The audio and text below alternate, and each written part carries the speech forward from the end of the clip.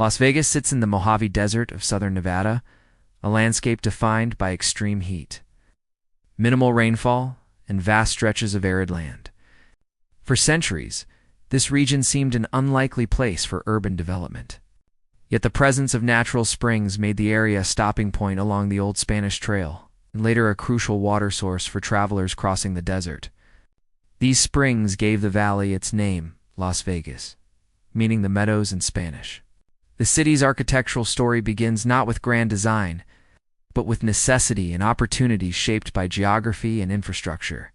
In the early 20th century, the arrival of the railroad transformed Las Vegas from a remote outpost into a settlement with potential. When the San Pedro, Los Angeles, and Salt Lake Railroad established a depot here in 1905, the town was officially founded.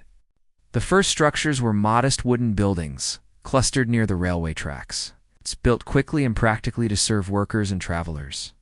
Architecture during this period reflected frontier simplicity: false fronts, single-story commercial blocks, and residences constructed from timber and adobe.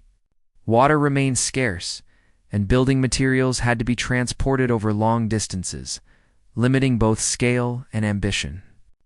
The 1930s brought two developments that would fundamentally alter the trajectory of Las Vegas architecture. First, the construction of the Hoover Dam, some 30 miles southeast of the city, brought thousands of workers and engineers to the region. This influx of labor and capital stimulated local construction, with new hotels, boarding houses, and commercial buildings rising to accommodate the temporary population. Second, Nevada legalized gambling in 1931, creating a legal framework that would distinguish Las Vegas from nearly every other American city. Together, these events set the stage for architectural experimentation driven by tourism and entertainment. The earliest casino hotels of the late 1930s and 1940s were relatively restrained structures, often 1 or 2 stories, built in styles familiar to American travelers' Spanish colonial revival, Art Deco, and Western vernacular.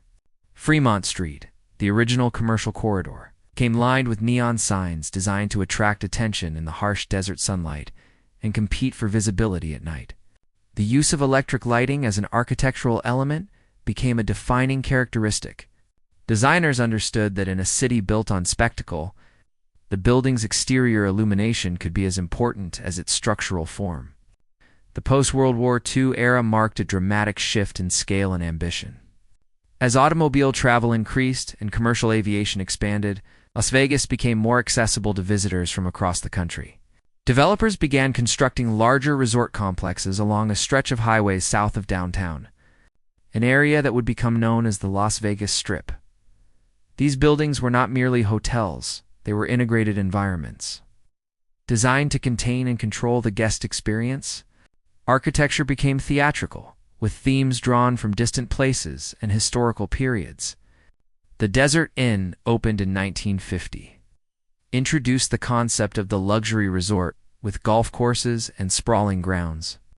The Sahara, the sands, and the dunes followed, each employing architectural motifs that evoked exotic locales: North Africa, tropical islands, the Arabian Peninsula. During the 1950s and 1960s, mid-century modernism found a distinctive expression in Las Vegas. Architects embraced clean lines, horizontal planes, cantilevered roofs, and expansive glass walls. The use of concrete, steel, and glass allowed for larger, open interiors and more dramatic exterior forms. Neon signage evolved into an art form, with designers like Betty Willis creating iconic symbols such as the Welcome to Fabulous Las Vegas sign in 1959. The integration of signage, structure, and landscape reflected a broader understanding of architecture as communication in a city, where capturing attention was essential to economic survival. The construction of Caesar's Palace in 1966 represented a new phase in thematic architecture. The resort employed Roman and classical motifs on an unprecedented scale, with columns, statuary, and fountains arranged to create an immersive environment. This approach, sometimes called fantasy architecture, prioritized visual impact and narrative over structural honesty or regional appropriateness, Critics debated whether such buildings constituted serious architecture or mere commercial decoration, yet the economic success of these projects demonstrated their effectiveness in attracting visitors. Urban planning during this period remained minimal. The Strip developed organically, with each resort functioning as an independent entity rather than part of a coordinated urban fabric. Surface parking lots consumed vast amounts of land, and pedestrian infrastructure was limited. The city's growth was driven by private developers rather than municipal authorities, resulting in a fragmented and automobile-dependent urban form. In contrast, downtown Las Vegas, with its denser street grid and older building stock, retained a more traditional urban character, though it struggled to compete with the Strip's newer attractions. The 1980s and 1990s brought corporate consolidation and a new generation of mega-resorts. The Mirage, which opened in 1989, introduced a more polished and sophisticated aesthetic, combining tropical landscaping, large-scale water features, and refined interior design. This was followed by a wave of extravagant projects: the pyramid-shaped Luxor, the medieval-themed Excalibur, the New York Skyline replica of New York, New York, and the Venetians' recreation of Italian Renaissance architecture. These buildings operated at a scale previously uncommon in American cities, with some properties containing thousands of hotel rooms, multiple theaters, restaurants, and retail spaces under a single roof. Architectural historians note that this era represented both ambition and contradiction. The buildings demonstrated advanced engineering and construction capabilities, employing innovative structural systems, climate control technologies, and materials designed to withstand the desert environment. Yet their aesthetic programs often looked backward, borrowing freely from historical styles and cultural imagery without regard for authenticity. The result was a built environment unlike any other landscape of simulacra, where architectural meaning was intentionally fluid and commercial purpose was openly acknowledged. The early 21st century saw a shift toward contemporary architecture with less overt theming.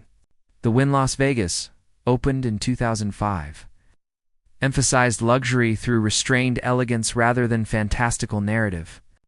High-rise residential towers began appearing as the city diversified beyond tourism.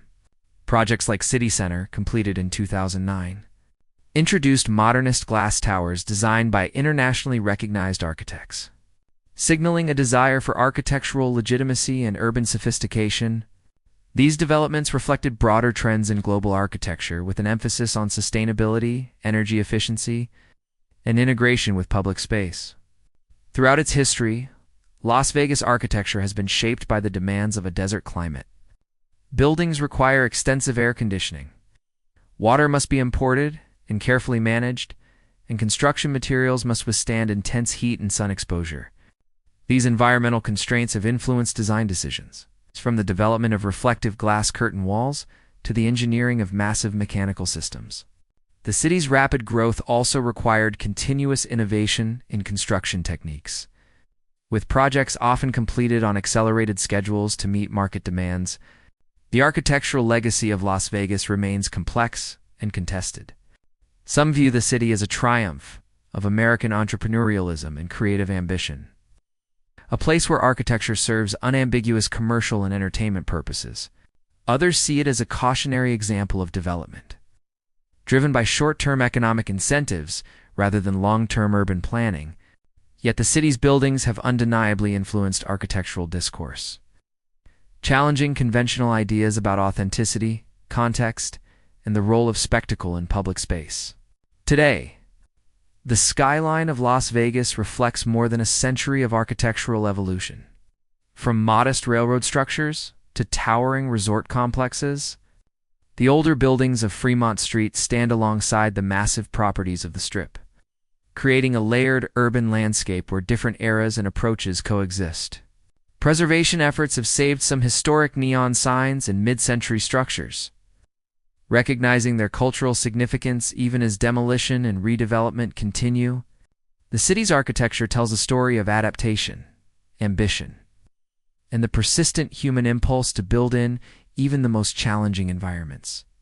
As Las Vegas continues to grow and change, its architectural past remains embedded in the present, shaping both the physical form of the city and its identity as a place defined by transformation